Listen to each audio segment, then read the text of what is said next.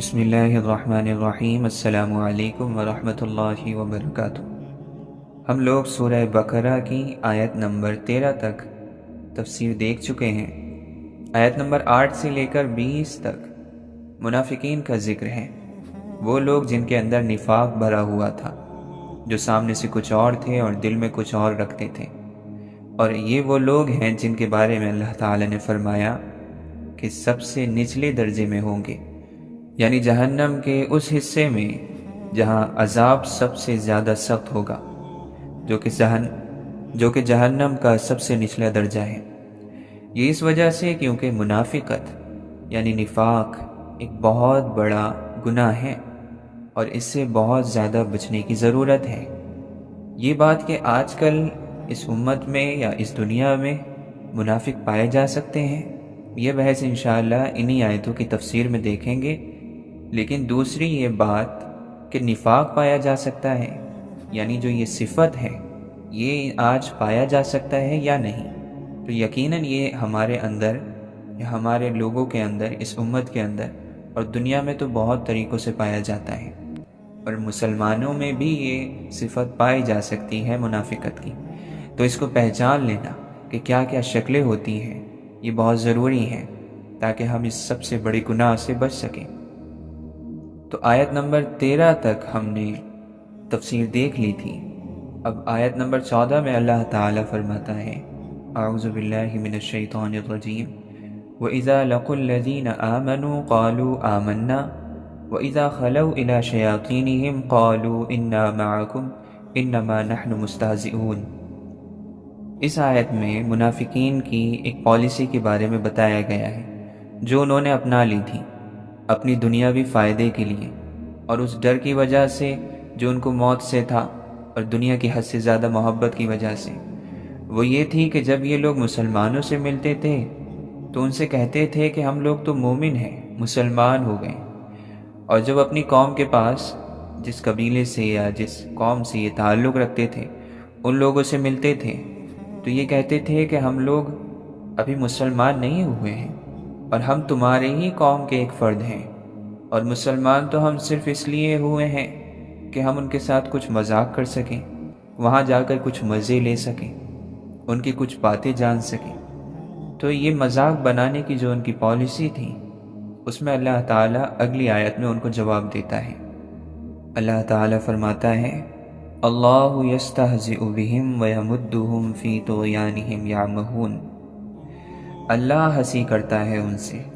اور ترقی دیتا ہے ان کی سرکشی میں انہیں، اور ان کی حالت یہ ہے کہ وہ عقل کے اندھے ہو گئے ہیں۔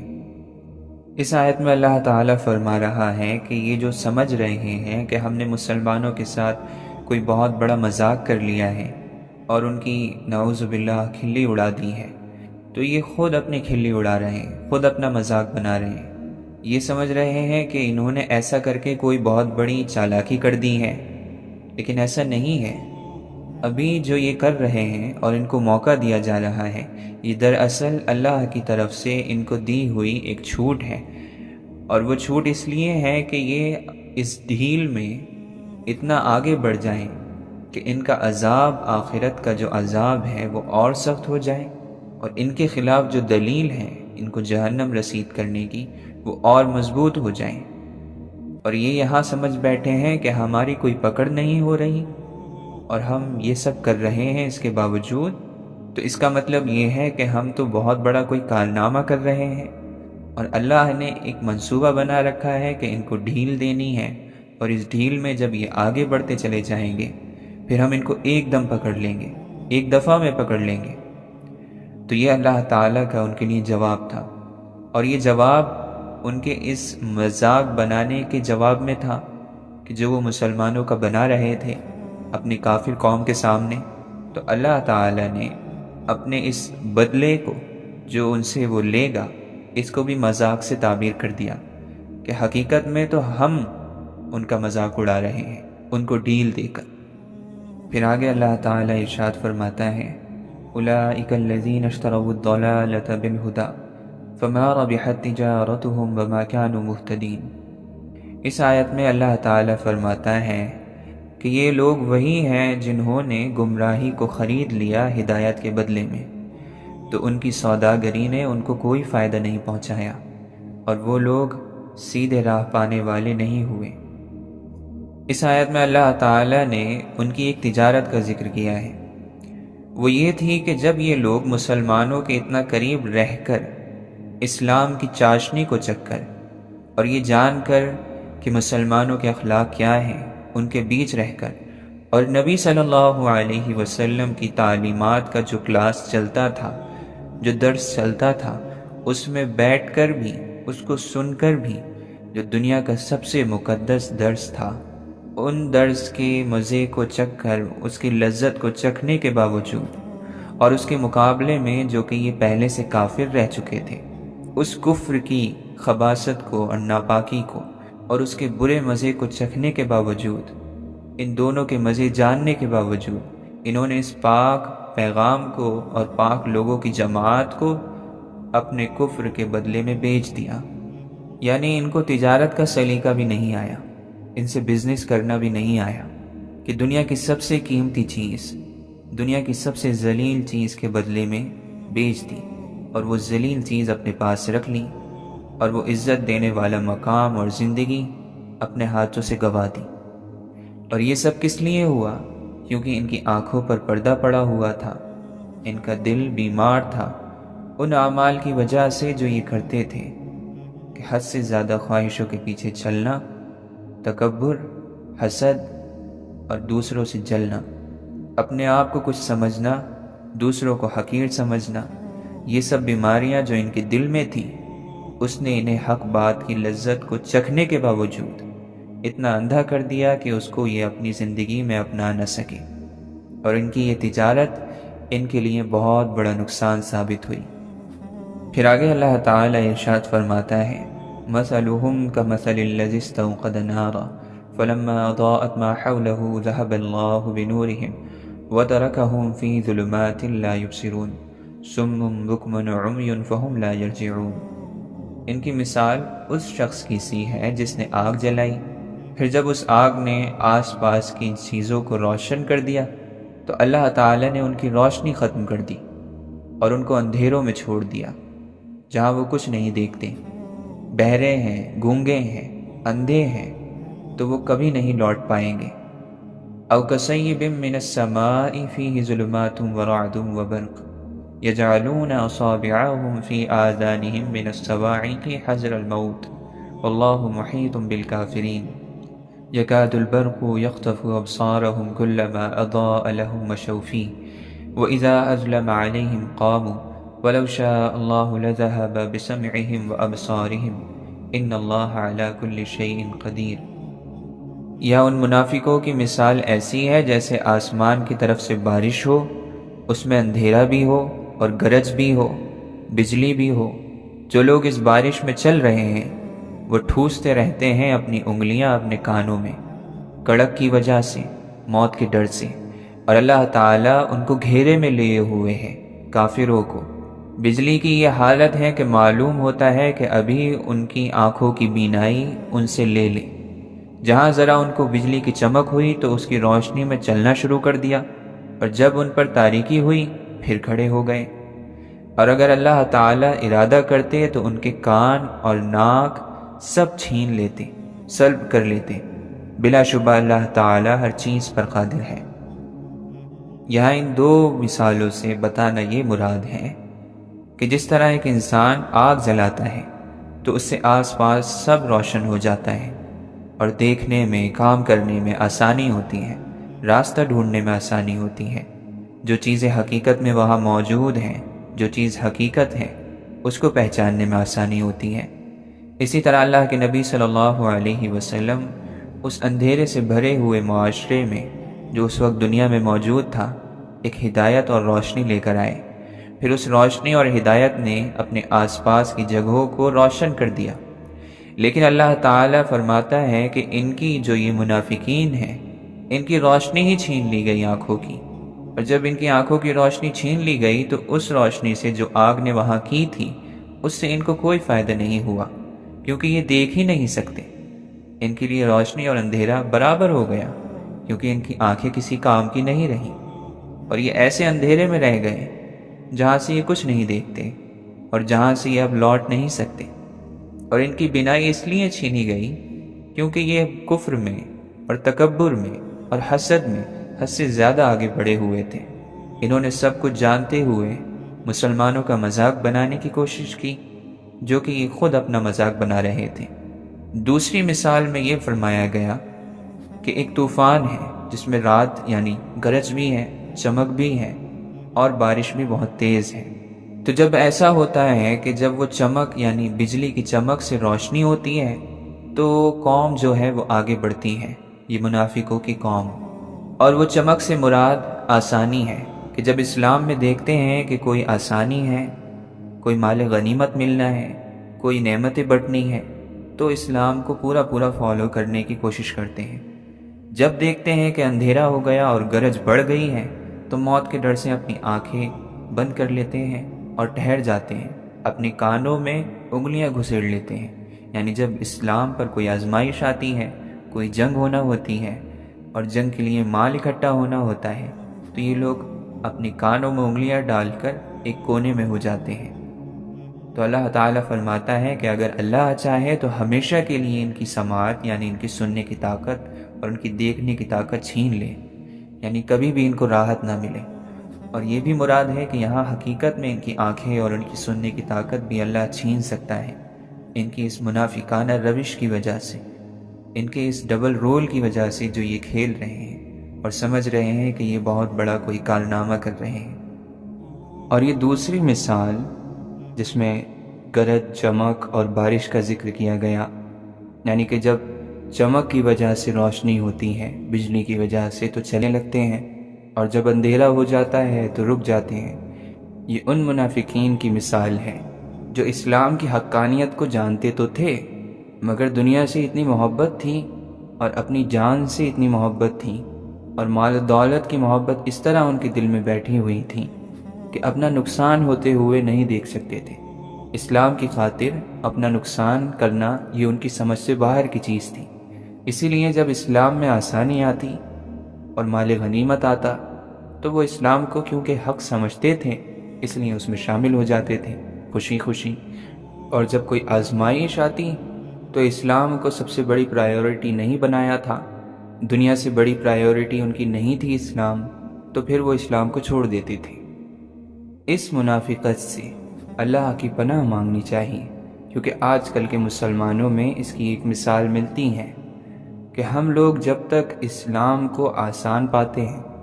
اس اسلام کو جس کو ہم فالو کر سکتے ہیں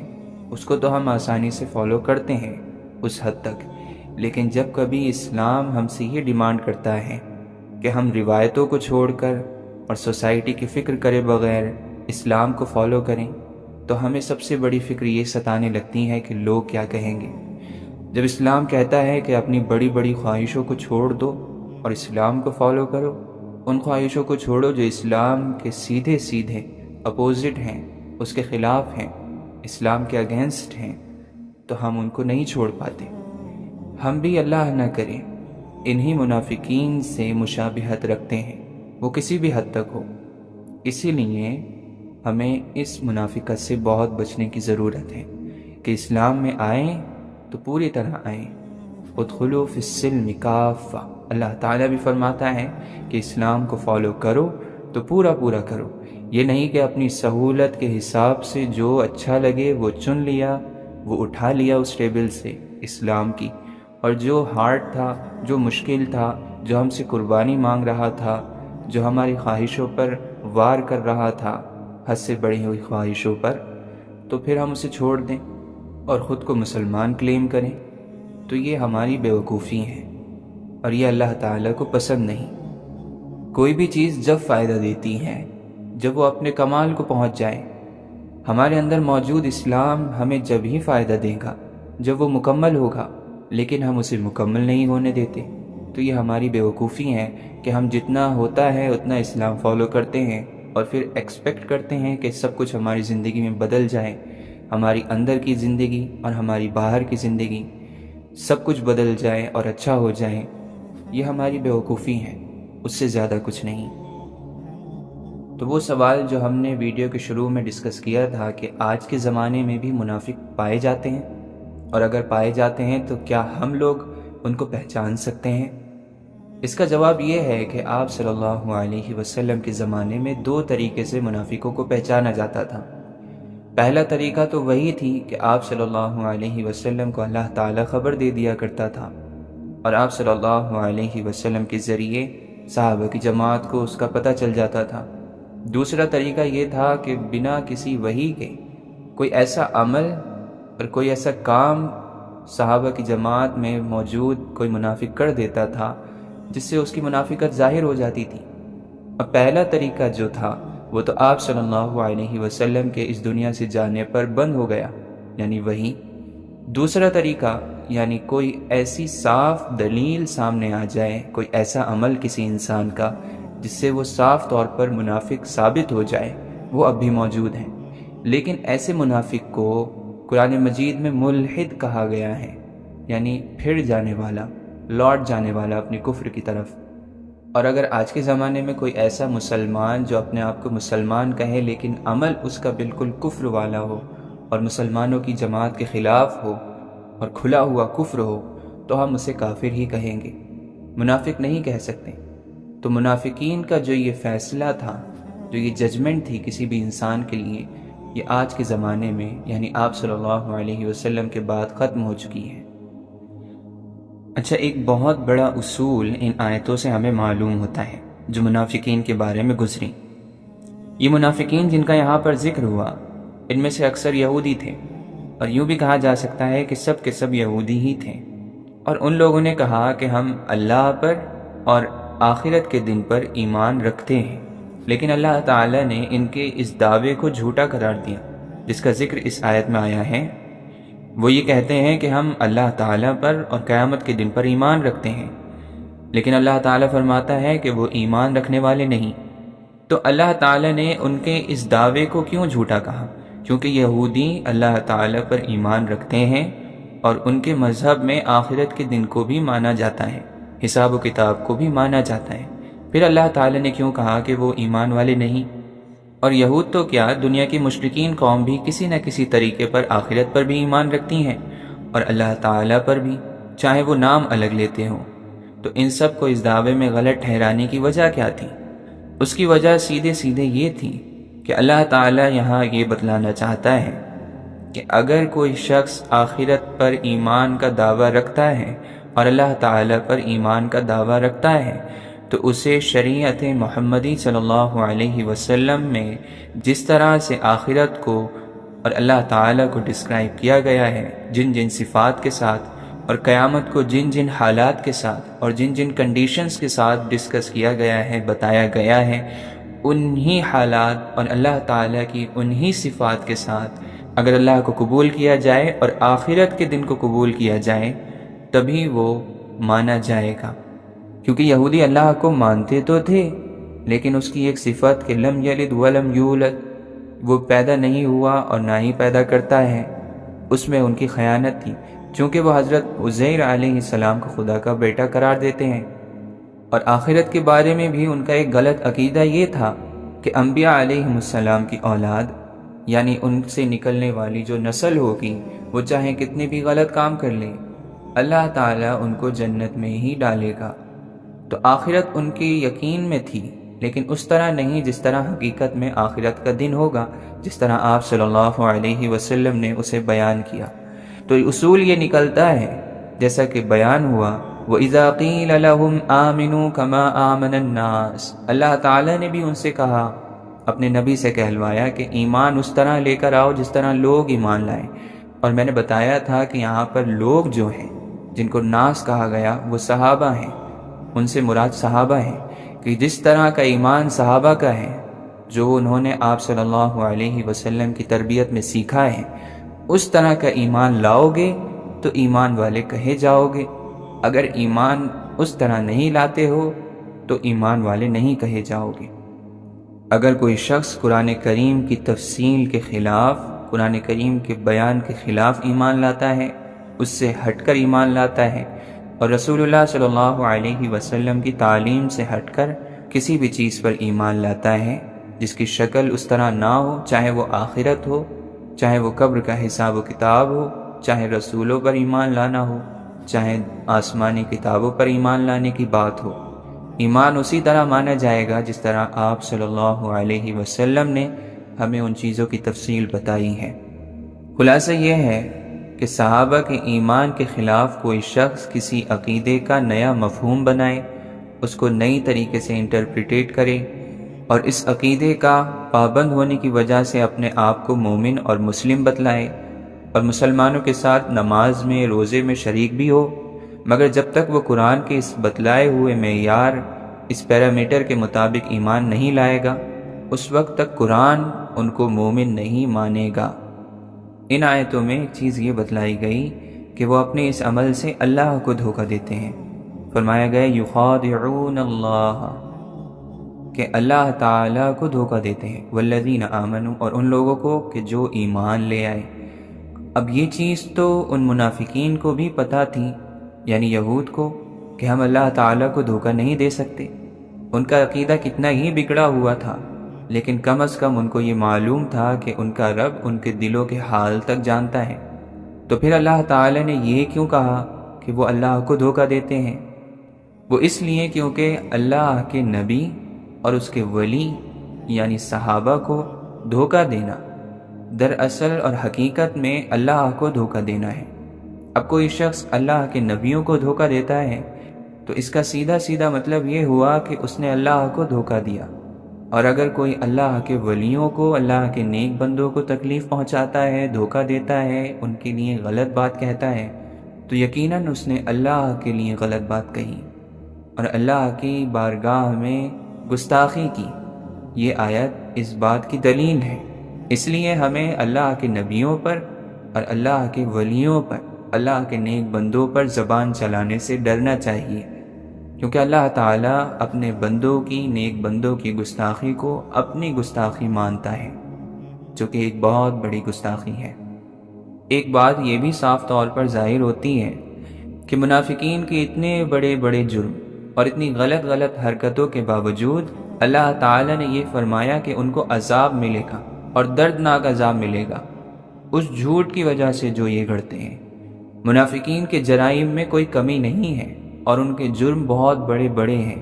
لیکن سب سے بڑا جرم جو اللہ تعالیٰ نے ان کا بتلایا، جسے اللہ تعالیٰ نے ان کے عذاب کی وجہ ٹھہرایا، وہ ان کا جھوٹ تھا، جس سے معلوم ہوتا ہے کہ جھوٹ سب سے بڑا گناہ ہے۔ یعنی وہ لوگ جو اس دنیا میں سب سے زیادہ عذاب کے مستحق ہیں، جن کو آخرت میں جہنم کے سب سے نچلے درجے، سب سے بڑے عذاب میں ڈالا جائے گا، ان کے گناہوں میں سے جو سب سے بڑا گناہ جو یہاں پوائنٹ آؤٹ کیا گیا وہ جھوٹ ہے۔ اسی وجہ سے جھوٹ کی سنگینی کو ہمیں سمجھنا چاہیے اور اس سے بچنا چاہیے۔ اللہ تعالیٰ فرماتا ہے وَاجْتَنِبُوا الرِّجْسَ مِنَ الْأَوْثَانِ وَاجْتَنِبُوا قَوْلَ الزُّورِ، یعنی بچو بت پرستی کی نجاست سے اور بچو جھوٹ بولنے سے۔